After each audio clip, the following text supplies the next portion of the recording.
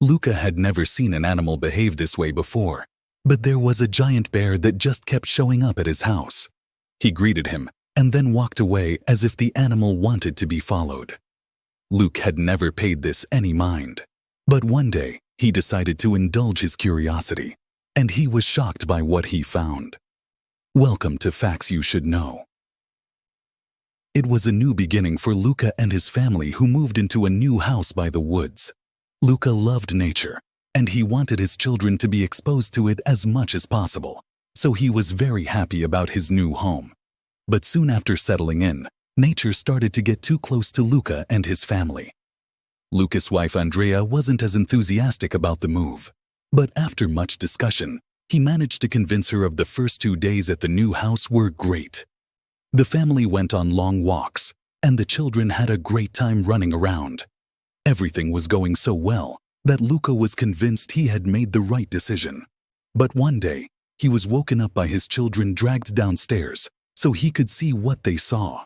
It was a bear. Now, it was no secret that there were bears in that area of the forest. Luca was told that sometimes they approached houses because they smelled food or wanted to rummage through the trash. It is worth noting, by the way, that Luca's home was mostly made of glass. But the architects knew the area well, so the glass was fully reinforced. There was no chance that a bear could get in, and he explained this to his children. In fact, this was the perfect opportunity to see a bear up close and personal without any risk. When I got closer to observe the bear, the animal seemed to greet them. It was as if the bear was beckoning them to get closer, and they did. But when they took a couple of steps forward, the bear suddenly jumped up and headed for the forest. When the bear got a bit into the forest, he turned to stare at them. It was as if he wanted to be followed. Luca was surprised by the animal's strange behavior, but he brushed it off. The next time they spotted the bear was when Andrea came downstairs in the morning for a glass of warm milk. She was startled when she saw the bear. Luca and the children had told her about seeing one, but she thought they were joking. Now she knew it was true. And she was so angry at Luca. How could they stay in that house knowing that a bear was coming over? Well, after the third visit from the barrel, Luca understood that there was a pattern. So he decided to wait by the glass door the next morning. The bear showed up again and did the same thing as before. It was clear that the bear wanted to be followed, but why something inside Luca was screaming at him to follow the animal. So he decided to listen to his gut. When Luca approached the door, the bear ran into the woods and then stopped waiting for him to follow. As you can imagine, Luca was very nervous when he got out of the house, so he kept some distance between himself and the bear. It was easy though, because every time Luca followed to the bear kept walking ahead. Maybe he needed to help with something. But also, what if the bear was just taking him deep into the forest to attack him? 15 minutes later, he was still following the bear. And the more he did, the more he felt that the animal had no intention of harming him. If it wanted to attack him, hurt him, or eat him, it would have done it by now. The hike took Luca to parts of the forest that he had never seen before, and he was amazed by how unspoiled the environment was. But he had to remind himself not to let his guard down around the bear. An hour later, the bear finally stopped. By now, Luca's family would be waking up. He had left a note saying that he would be back later. If his wife knew what he was doing, she would never forgive him for being so stupid. The bear had stopped in a clearing in the forest and was now frantically sniffing around looking for something. Luca was feeling a bit uneasy by the behavior and was thinking that maybe this would be the right time to get out of the situation, turn around slowly, and just get back to the house. But as Luca backed up a few steps, the bear turned to face him and bore its teeth.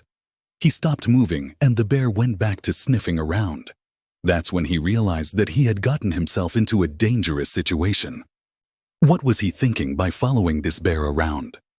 Before we continue, don't forget to like this video to help it reach 5K, and make sure to subscribe to the channel for more stories. If Luca got out of the situation alive, he would never do anything remotely similar to this ever again.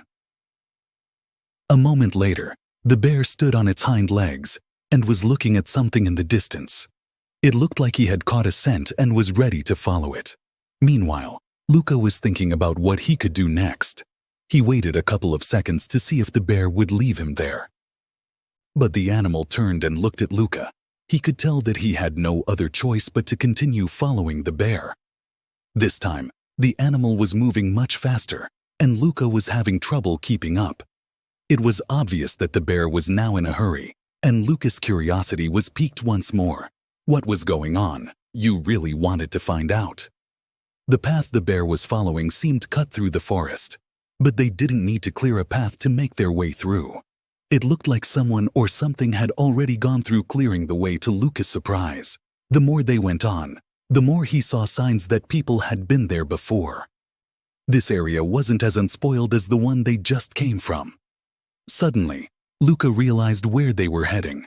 In the distance, he could see a wooden hut behind the trees.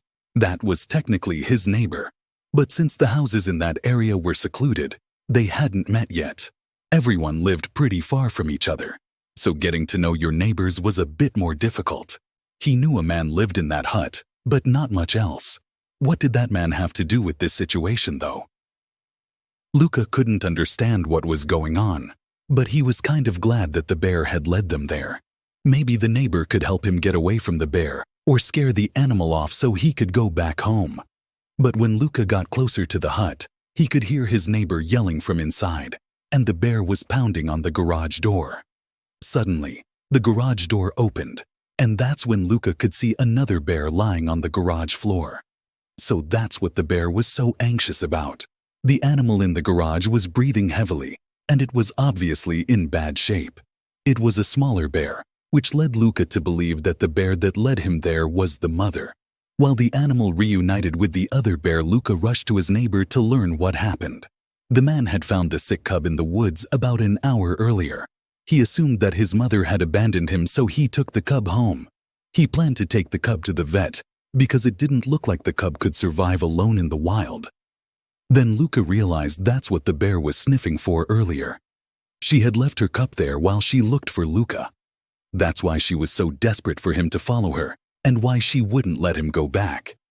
Eventually, Luca and the neighbor managed to get a veterinarian down there so that they could help those animals in need.